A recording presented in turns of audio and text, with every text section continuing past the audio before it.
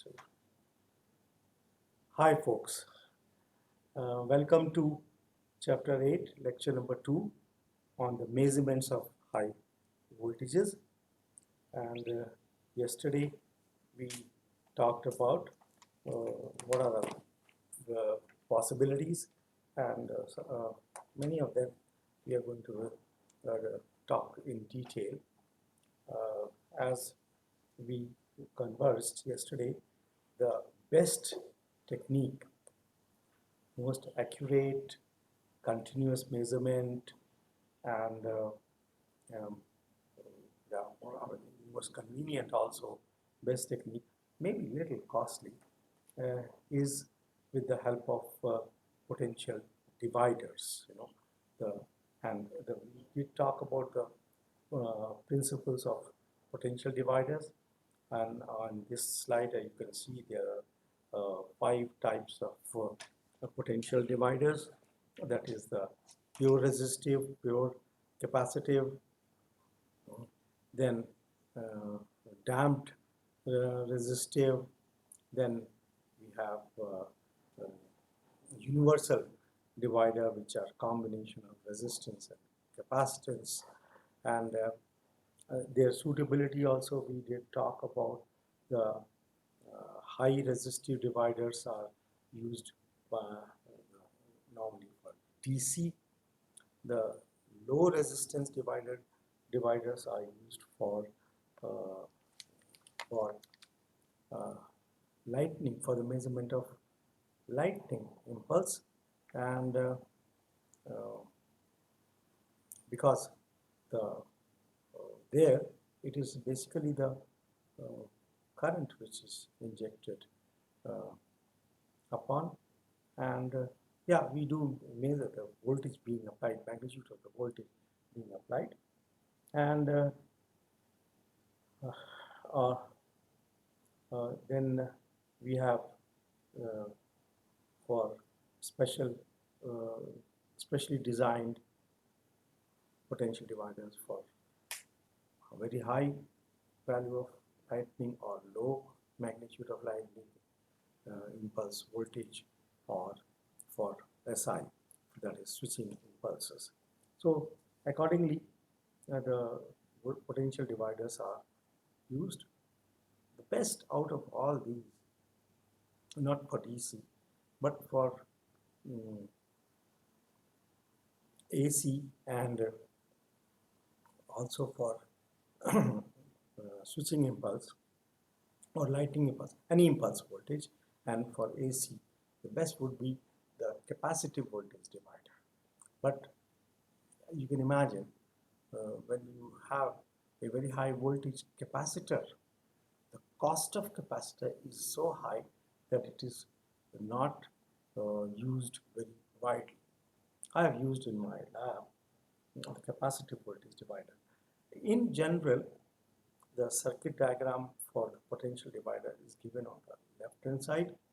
As you can see, you can read all the components. The conductor in between the impedance Z1 and Z2 is the high. Z1 is the high voltage arm of the divider. Let's talk in general, and Z1 and Z2 could be anything: pure resistive, combination of resistance and capacitance, pure capacitor, damped capacitor, like that. So let's talk the impedance, that is why Z1 and Z2 of the high voltage and the low voltage arms. In from the middle point of the two impedances, for the measurement, the connection is taken over a cable. We call it connecting cable, or also a delay cable. This cable is known as you can see, this cable, you can note down if just a minute. This cable is also called delay cable. Delay cable, I'll write down. Delay cable. It delays. You can say it causes a delay in the measurement if there is time required because of the time constants, etc. And the measurement of U or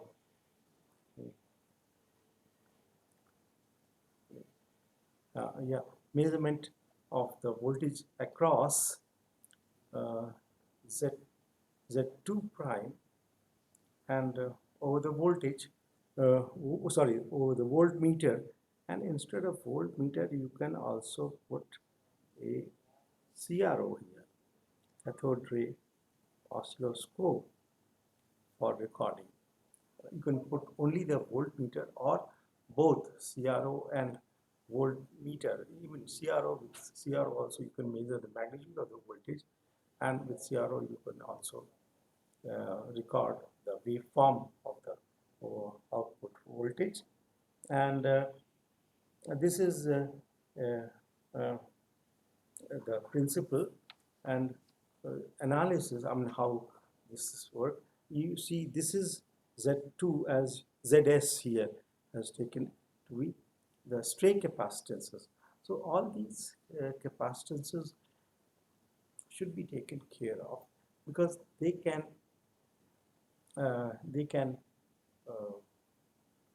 inject or they can cause inaccuracy in the measurement. The stray capacitor. I explained yesterday what is a stray capacitor. Between the object, any object, and the ground, in between the air forms the capacitance, and that is called the stray capacitance. When we go to the next slide, U1 by U2, U1 is the high voltage, U2 is the low voltage. U1 by U2 is given by Z1 plus Z2 upon Z2, and because you can imagine Z2 is very small as compared to Z1. Z2 is very small as compared to Z1. You can U1 by U2 can be made to be equal to Z1 by Z2.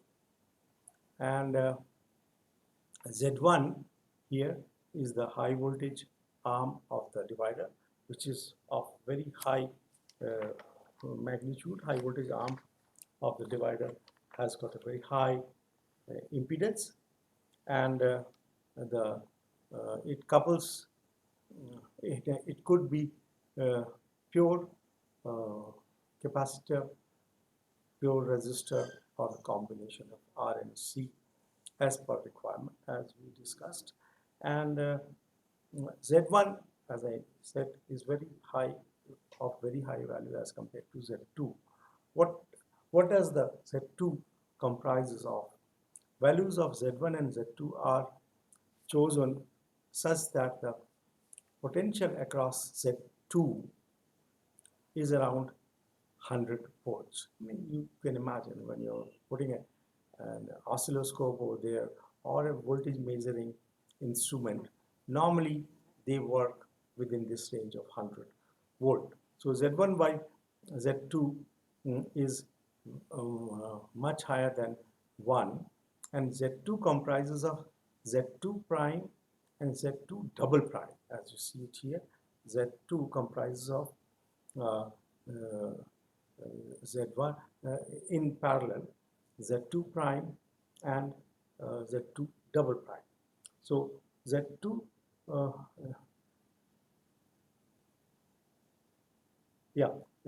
Z2 prime, what it is the across the voltage or CRO, and which is Z2 prime is the voltage, is the impedance across the voltmeter or CRO, and it is influenced by the stray capacitance and also by the delay cable impedance, that delay cable what we learned just now. It will also have some impedance, isn't it? So, and ZS also we learn. So Z1 prime comprises of takes care of the two impedances that is caused by the delay cable and caused by the stray capacitances. And Z2 double prime is the terminal impedance of the measuring instrument. Z2 double prime is the terminal impedance of the measuring instrument, that could be voltmeter or oscilloscope, or both of them could be put there. So the terminal impedance of every instrument has got its own impedance, and which is very, very high. We know that. And when it comes out to be 1 upon Z2 prime and 1 upon Z2 double prime parallel, so Z2 value becomes not very high. Yeah. As I was mentioning, just a minute.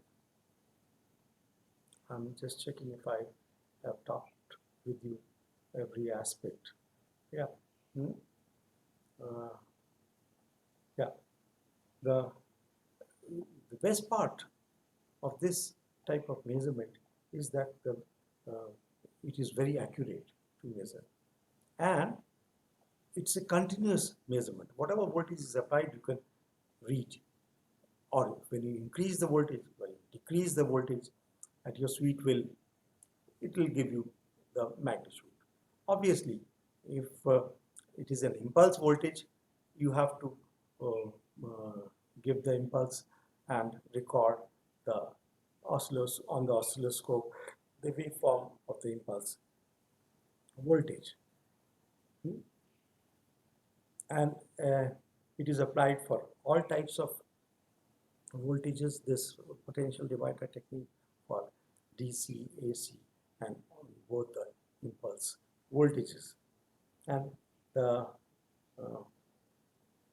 suitability of the type of divider, this point I'm talking about, the suitability of the type of divider depends upon not only the type of voltage, but also upon the range of magnitude of the voltage to be measured. And it depends upon the potential divider to which high voltage generating or generating equipment or high voltage generator, the high test voltage generator, you are putting it across. So the choice would depend upon and according to the suitability. And another important point is that these are pure high resistance dividers suitable for measurement of high DC. The first one, as we had seen here in the figure 2, that pure resistive dividers are used for the measurement of high DC. Pure low resistance dividers for lightning impulse, as I mentioned a while ago. Pure high resistance for DC. For pure low resistance for lightning impulse. And pure capacitive divider, it is most suitable for AC and switching voltages. However, you can imagine that the characteristic of AC, characteristic of switching impulse is closer to AC, but not that of characteristic of lightning impulse. Lightning impulse is much faster wave. So for lightning impulse, you may compromise with pure resistive or resistive and capacitive dividers. And that is another constraint is, you know, that the maximum magnitude of high test voltage produced is that of lightning impulse. 7200 kV we learned the other day, the lightning impulse generator. 7200 kV impulse voltage is generated lightning, whereas For switching, it is only 5000 kV. So the lightning impulse voltages or impulse generator are rated with highest magnitude of voltage, and for 7200 kV to have a capacitor, it is very difficult to produce such a capacitor which can withstand such high voltage. So the pure capacitive dividers are for AC and SI, but for high lightning it is the resistive and capacitive dividers used in practice. That is coming next. Damped capacitive dividers suitable for AC, lightning and SI, and the so-called universal divider. Universal divider, that means the voltage division technique which can be applied to all the types of voltages, that is AC, DC, lightning and switching, either polarity, etc. A combination of capacitances and resistances which is suitably applicable for all the types of high voltages, for the measurement of all the types of high voltages in a laboratory. You can have another. This is the universal divider. This is a combination of capacitor and resistor. The value of capacitor in this case would be not that high as in the case of pure capacitive divider. So it brings down the cost. In all this, the maximum cost is that of, in all these potential dividers, wherever you are using a capacitor, the maximum cost is that of the capacitor. The cost of the high resistors is not that much as compared to the high value of capacitor.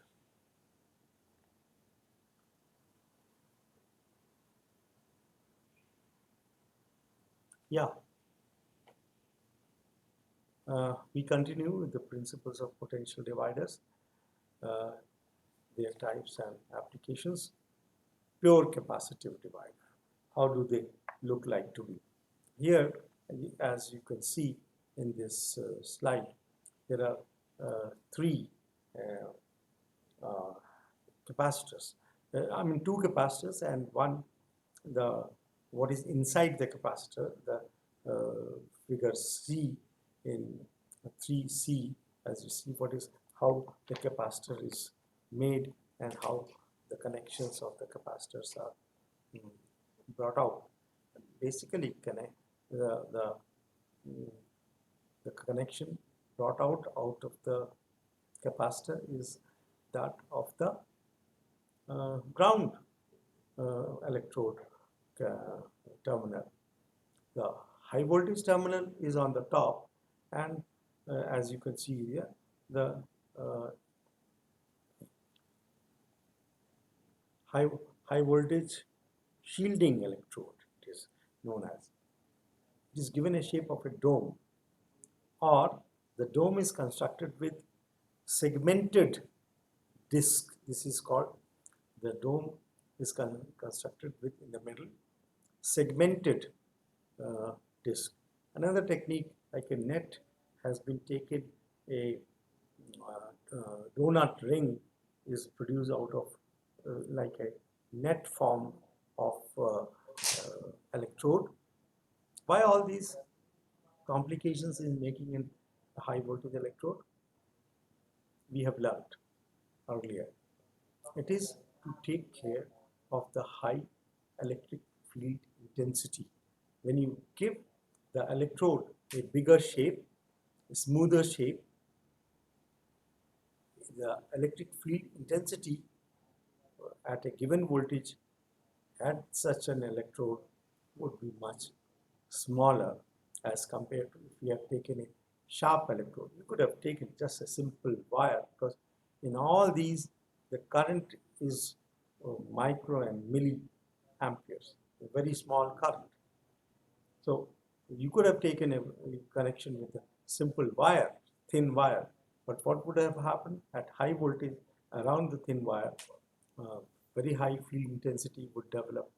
So partial breakdown corona would take place, which is not desirable within the laboratory for any for whenever you are using any equipment. So these are the figures for pure capacitive dividers. The pure capacitive, that means the usually having their capacitance in picofarad, the pure capacitive divider, picofarad. Picofarad is very small capacitance. If you increase the capacitance here of the high voltage capacitor, you would require very large amount of dielectric or insulation in it, which is not desirable. In the nanofarad range, the capacitance and are commonly of compressed gas or vacuum capacitors. As you see here, compressed gas and vacuum capacitors are used. You can imagine vacuum capacitor, that means you're making using vacuum as a dielectric. Compressed gas will be also very light. You could take simple nitrogen in the compressed gas. These days, nitrogen as compared to SF6 gas has got poor dielectric strength, so people take SF6 gas compressed gas capacitors which can withstand much higher voltages. So the compressed gas or vacuum capacitors which can withstand very high voltage, in this case, are used widely in high voltage laboratories.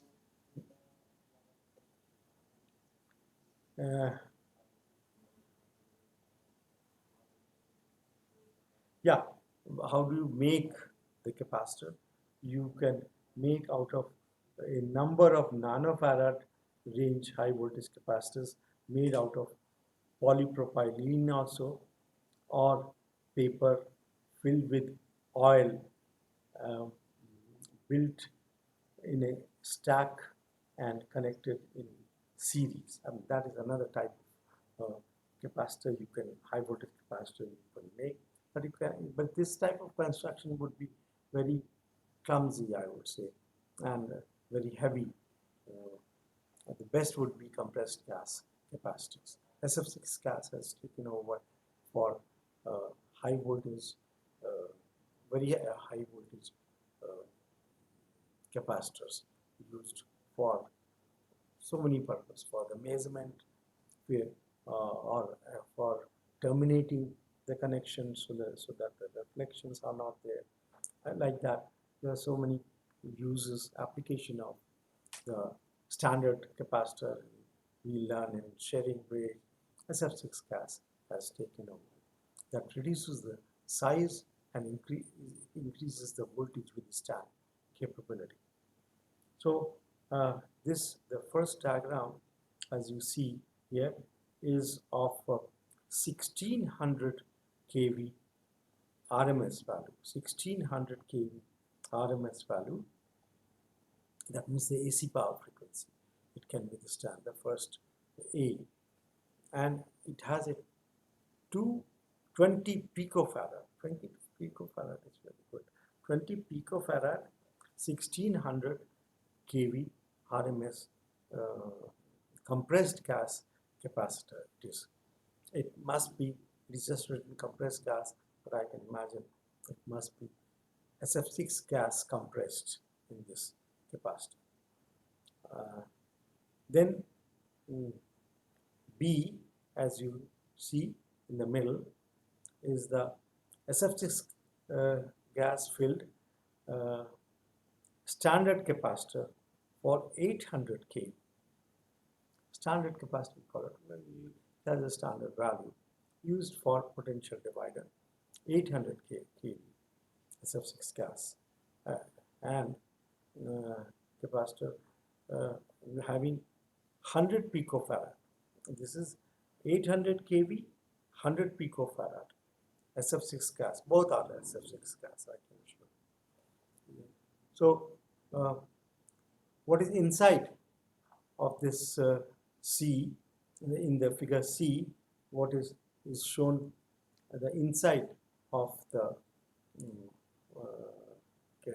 high voltage capacitor. That is, so see the high voltage sheet electrode, that is we talked about, the dome shape. Then inside you do the measurement with the low voltage arm of the capacitor.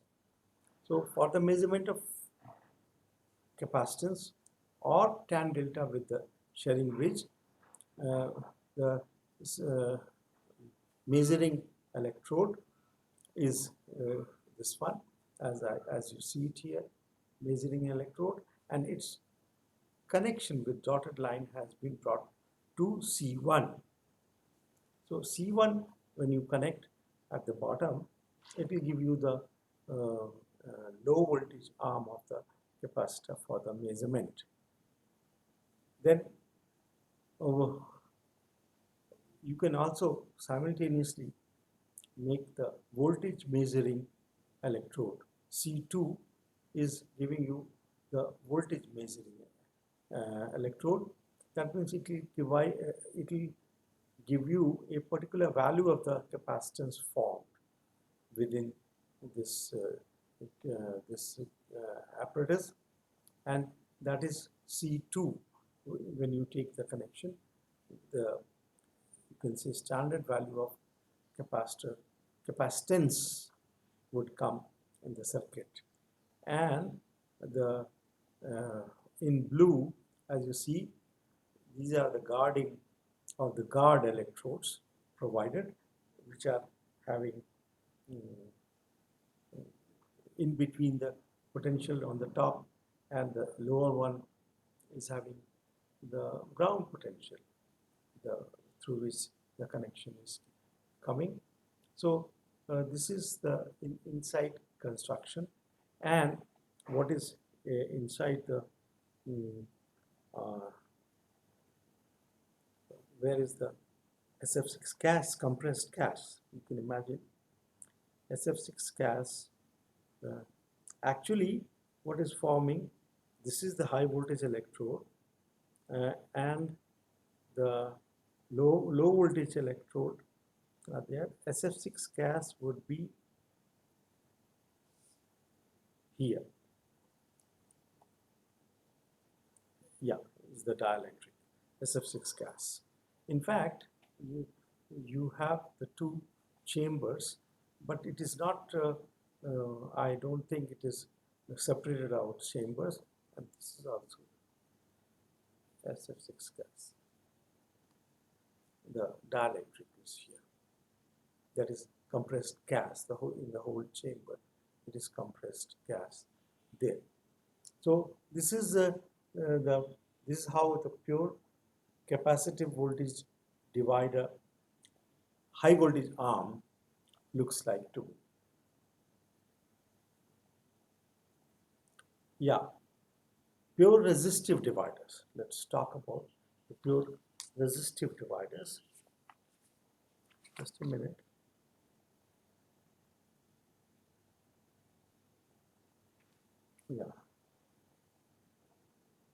Yeah. Pure resistive dividers are very simple to be constructed.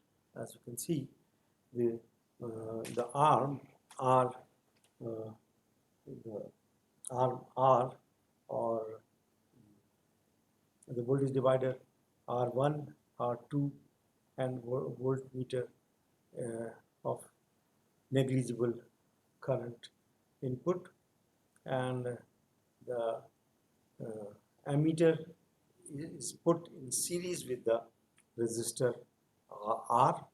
As you can see, it is an ammeter. This is an ammeter, and this is a you put, I mean, two ways. You just take one high magnitude of resistor, this arm R, and connect in series an ammeter. The current passing through the resistor will be determined by the voltage applied on the top of the resistor, and this part is only for protection. This is a you can say spark gap for protection between the for the protection of, you can say, the ammeter. So what happens, the high potential drop across the resistive arm by simple Ohm's law is used to reduce the voltage to a measurable quantity. Circuit for such measurements are shown here below. The pure resistive arm or divider can be used for the measurement of DC. Pure resistive is not used for AC. AC and is used for measurement of DC, AC, and impulse voltages. But when you measure AC and impulse voltages, the results may not be very good because of the stray capacitances being formed in the case of AC and impulse voltages.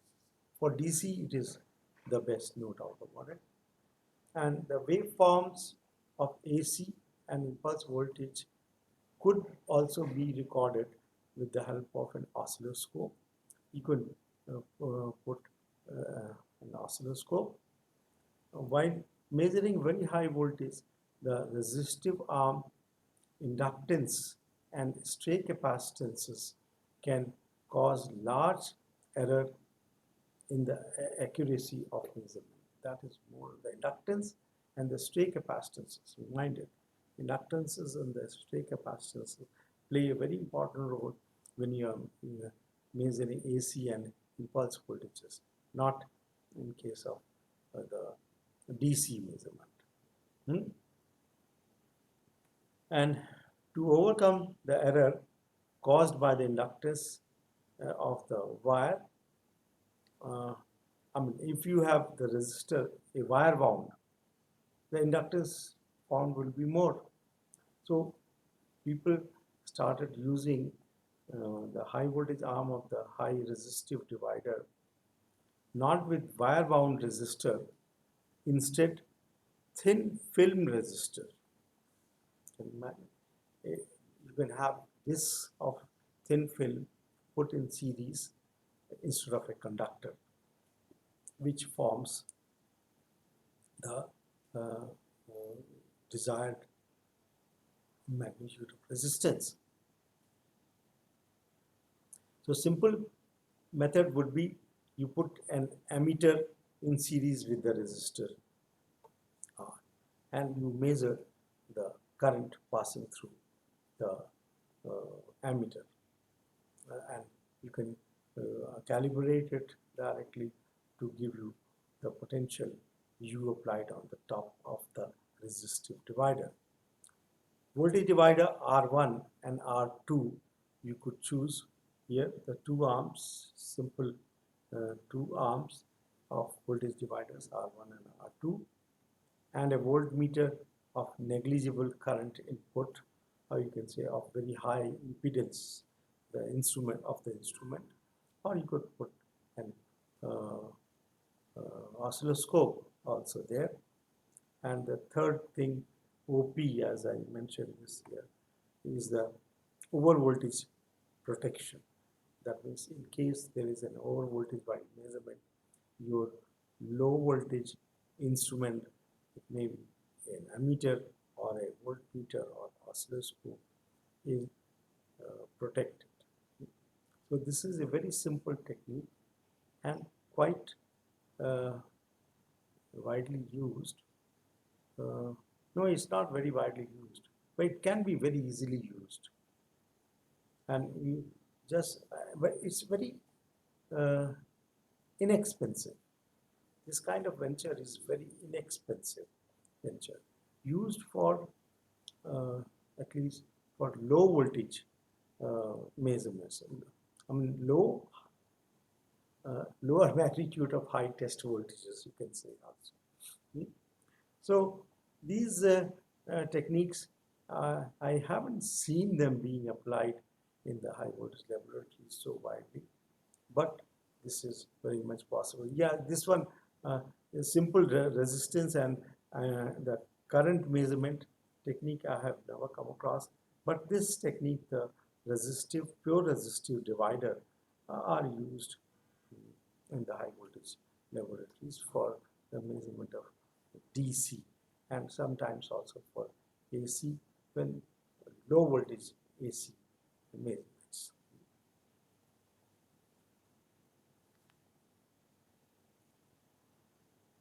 Yeah. So this was a pure resistive potential dividers or pure resistive resistance for the measurement of high test of low magnitude of test voltages, you can say, not very high test voltages. Next, we go to the mixed resistive and capacitive voltage divider, which was the last as universal divider which we used here. The problem caused by the stray capacitance and in resistive voltage divider can be overcome by placing actual capacitors in parallel with the resistor of the resistor of the high voltage arm. As you can see here, this is in parallel with the resistor. The actual capacitors are put here. So we have CP, C prime P, because there will be number of them. So C prime P, the capacitance across each such element of resistor, and CE is CE prime. This is CE prime. It should be prime. Yeah, prime is there. It is a little away. CE prime is the stray capacitance to earth of the element. Then what do you? These are actual capacitors put in parallel with the resistance of single element, and the number of elements are joined together. With each element, the capacitance to take care of the capacitance across each element, the CP is put there, and then the CE for taking care of the stray capacitance in series. You can not in series, that is in, yeah, as you see CP and CE, how they are put. The stray capacitance of resistive voltage divider is overcome by placing actual capacitors in parallel with resistor units of high voltage arm. This gives rise to a mixed resistive voltage divider. You can say CP is in parallel with the resistor element. I mean, the whole big resistive voltage divider may have 5, 10, even more than that elements, and across each element physically a small value of capacitor CP is put in parallel, and from there between the two elements to the ground level, again the stray capacitance for taking care of the stray capacitor formed, small value of actual capacitor is put. Obviously, here you may have, this is, you can say, is ground. This is ground.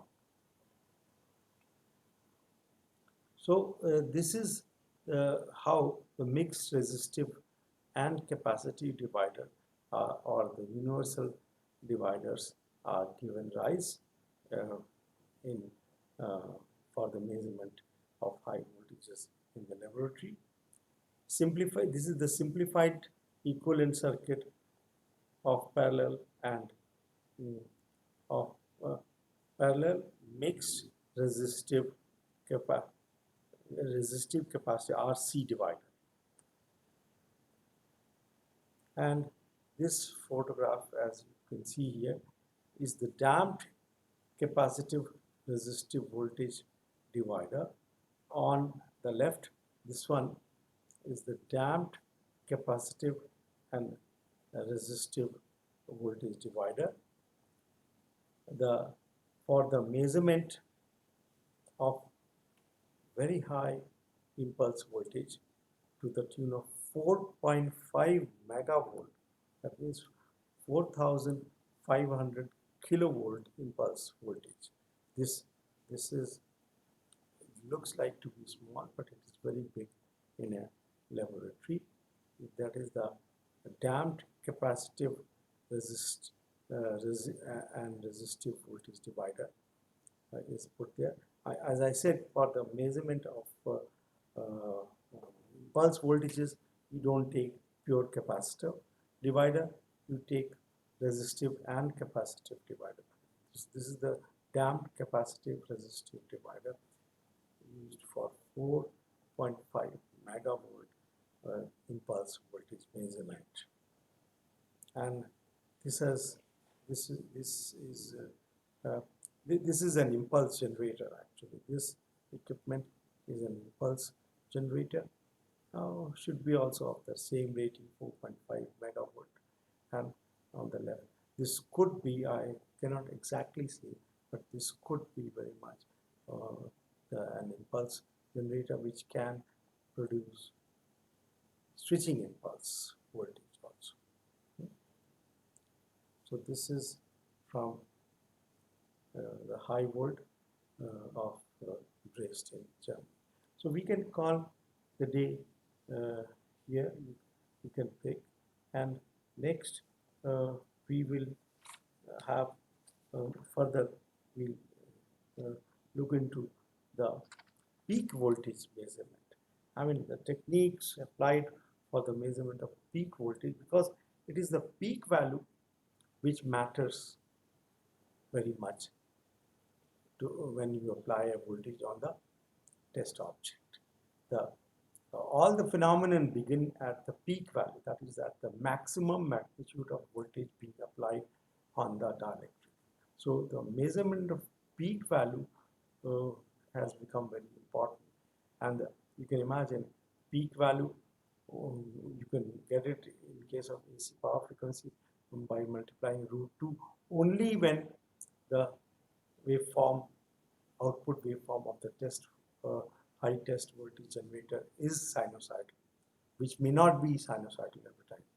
And of course, in case of lightning and switching impulses, there will be a peak value. There is no question of any RMS or anything else. You have to measure the peak value in case of lightning and switching impulse voltages. So that we will talk tomorrow, continue tomorrow in the third lecture of our high voltage measurement techniques.